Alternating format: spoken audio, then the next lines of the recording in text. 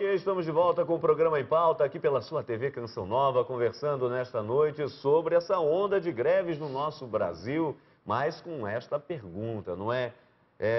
Busca de direitos ou pressões de cunho político? É o que queremos entender no programa dessa noite e razoavelmente estamos entendendo. Afinal das contas, quando se fala de greve, temos que admitir aí as várias análises. Aqui estamos fazendo uma, talvez você que esteja nos acompanhando, participa, quem sabe, de um sindicato, ou é um analista político, enfim, alguém no mundo do trabalho pode, de repente, estar discordando, mas o programa Em Pauta, ele tem esse caráter, não é? De ser também provocativo. E o que queremos provocar aqui é o bom debate, a boa reflexão, para que possamos, como agora no terceiro bloco, encontrar alguns caminhos, não é verdade?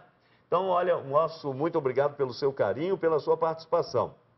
Quero avisar o seguinte, que também você pode acompanhar o programa Em Pauta no site do nosso amigo Frei Antônio Moser, antoniomoser.com.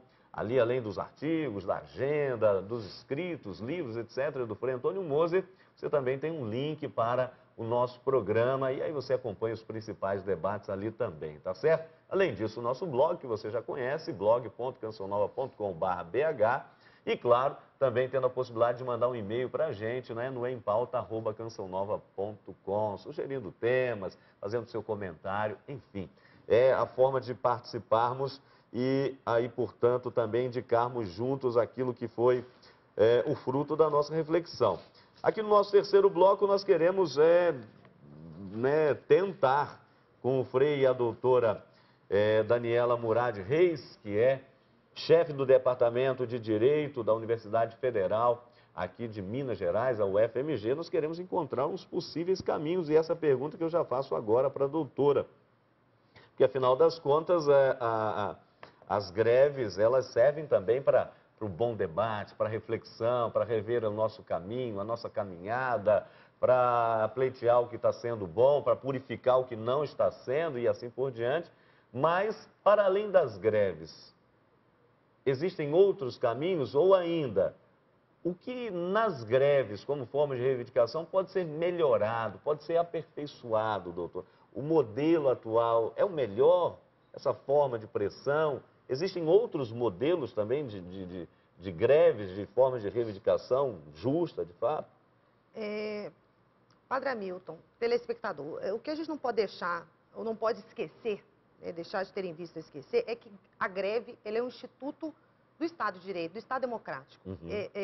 É democrático não negar o conflito. Os conflitos existem. O conflito existe no homem, o conflito existe fora do homem, o conflito existe na sociedade. Então, o Instituto da Greve é um instituto que faz emergir, ou que faz aflorar na sociedade esses conflitos que são atávicos a ela, que são inerentes a ela. Então, portanto, o modelo da greve, ou o Instituto da Greve, ele faz parte, ele é do patrimônio dos Estados democráticos de direito. O que se tem proposto é, na verdade, regular aquilo que seria, na verdade, que não estaria em consonância com os interesses maiores da sociedade. Então, há uma tendência dos Estados democráticos consagrarem o direito de greve, mas regular o exercício do direito de greve nas chamadas atividades essenciais. E segundo a Organização Internacional do Trabalho, atividades essenciais são aquelas que podem causar risco à saúde e segurança da população. Então, portanto, quando estiver diante, os sindicatos, os movimentos sociais estiverem diante de interesses maiores da sociedade, que esses interesses pretendidos através do movimento de greve sejam limitados, restringidos. Mas, por outro lado, quando não for um aspecto fundamental para a existência da sociedade, que seja o direito de greve tolerado.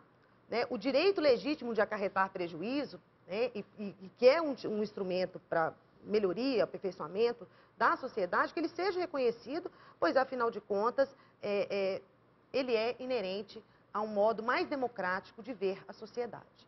Então, eu acho que o problema não é propriamente negar ou criar um mecanismo alternativo, é regular o exercício do direito de greve, especialmente no campo das atividades essenciais. E isso, no Brasil, não se tem muita clareza. A lei de greve no setor privado, que se aplica até que seja regulamentada a greve no serviço público, ela estabelece como serviços essenciais algumas atividades que não são fundamentais vamos dizer, a segurança e a saúde e a vida da população. É o que tem sido criticado, por exemplo, organismos internacionais de regulação do trabalho. E, por exemplo, no campo dos serviços públicos, há também uma tendência da jurisprudência, dos tribunais superiores, entenderem que toda e qualquer atividade pública é essencial por si só, o que não é verdade, né? Existem algumas atividades públicas que podem sim ser preteridas sem prejuízo da segurança da população.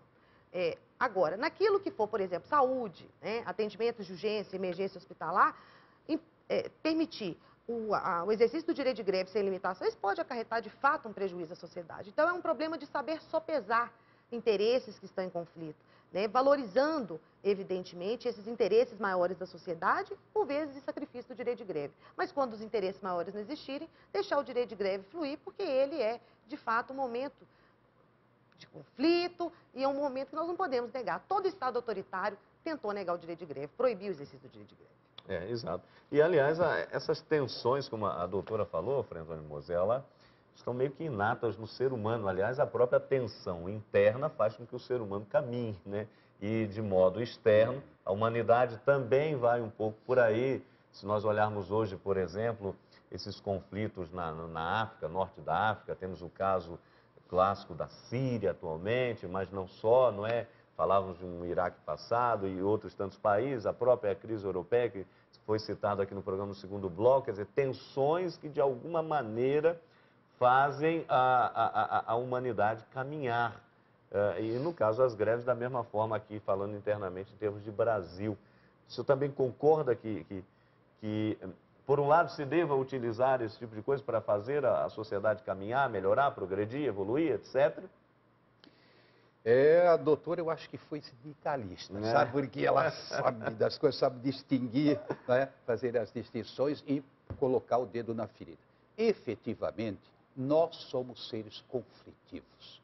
E hoje, através da física quântica, a gente percebe que é no conflito dos opostos que o mundo se mantém vivo, se você quiser, no sentido mais amplo da palavra. E assim também nós vivemos uma guerra interna, não é? Entre a preguiça e a vontade de trabalhar. É uma guerra interna, né? Do descanso e do lazer, e assim vai. Então, não tem dúvida. Também na família, essa ideia de que é um paraíso, não é? O quadro conjugal, etc. Não é verdade. Depois de uns mesezinhos, as brigas já começam a aparecer, o que é normal. Como é que eu me coloco diante daquele desafio? Mesma coisa, até na vida religiosa, você tem tensões, na igreja você tem tensões. Basta lembrar Pedro e Paulo, os dois andaram se batendo, sabe? Então, eu diria, realmente, a nossa condição atual é tal que nós percebemos em nós o conflito, nós percebemos na sociedade, não é? E cabe a nós a inteligência para saber tirar proveito e administrar e aprender com o conflito. Vamos pegar agora um outro aspecto que complementa esse. Por exemplo, eu distinguiria o que houve na Líbia, por exemplo, não é? Houve na Líbia, que, por sinal, parece que está encontrando o caminho quando ninguém mais esperava. Achava que ia dividir o país em 5, 6, na realidade não foi o que aconteceu. A mesma coisa, eu diria, no Egito, que as coisas ainda estão...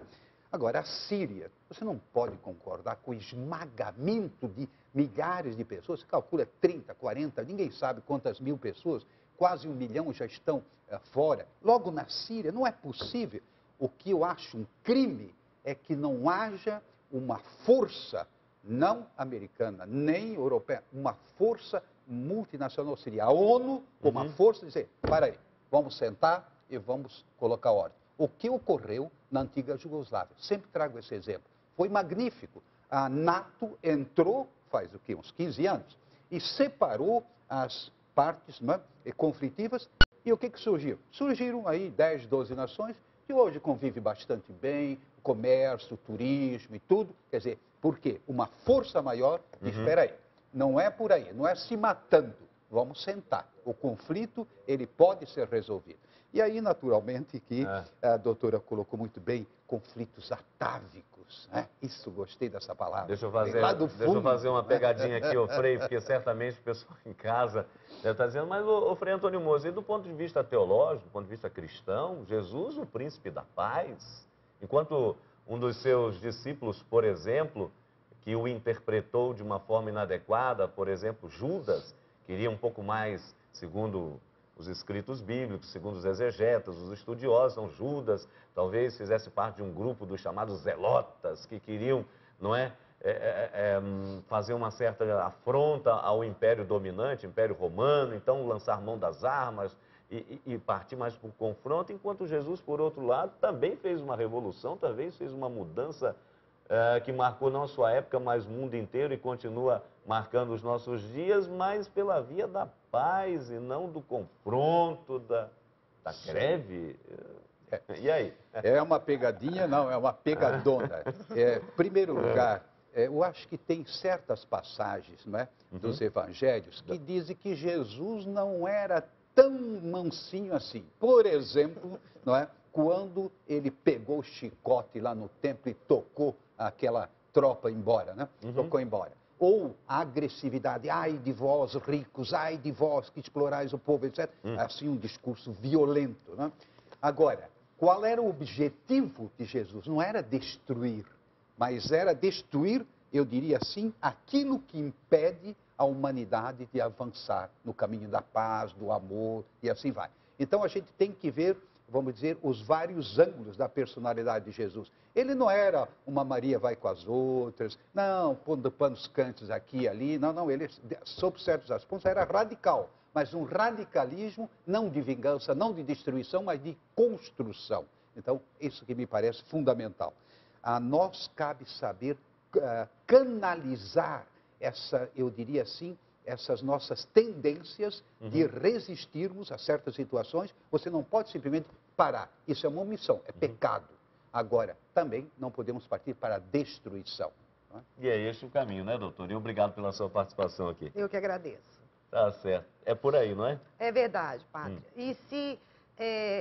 eu não sou uma teóloga, não, mas eu acredito também que Jesus era um democrata. Então, ele ouvia os outros. E esse diálogo com o outro, e o fato de saber que Deus está em todos os homens, né? Isso eu acho que torna também, explica um pouco o momento de hoje, o momento presente, das pessoas que querem se sentir ouvidas, das pessoas que querem saber um pouco Então, além de um agitador, vamos dizer assim, das questões de sua época, eu acho que ele também nos deixa esse legado. O ouvir o outro, mais do que saber de si, saber do outro, fazer o exercício da alteridade. E esse exercício da alteridade, eu acho que falta um pouco no presente, quer do ponto de vista desses movimentos da Primavera Árabe, quer do ponto de vista da compreensão da população em geral com relação aos movimentos sociais, em especial como o direito de greve. Tá certo. Olha, com essas palavras nós estamos terminando por aqui, agradecendo o seu carinho, sua atenção e prometendo, claro, voltar na próxima sexta, discutindo um novo tema, um tema sempre importante para a nossa reflexão, para o nosso crescimento, para a nossa vida em sociedade. Não é isso? Um grande abraço, ótimo final de semana e até a próxima sexta, se Deus quiser.